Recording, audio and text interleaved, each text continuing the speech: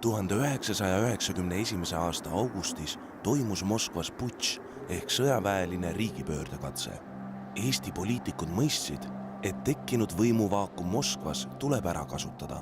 Otsustaval hetkel suutis Ülemnõukogu ja Eesti Kongressi moodustatud töörühm saavutada rahvusliku kokkuleppe, mille vormistas 20. augusti õhtul Ülemnõukogu hääletus.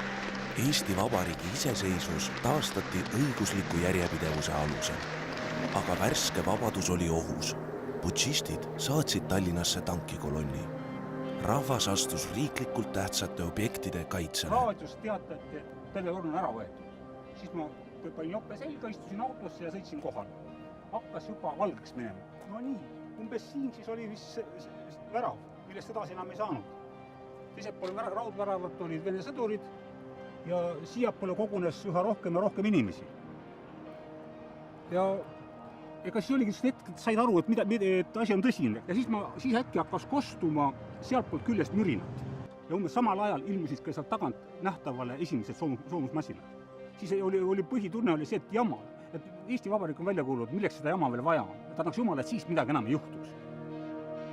Moskvas toimunud putš kukkus läbi ja rahva vastu saadetud tankid pidid taanduma.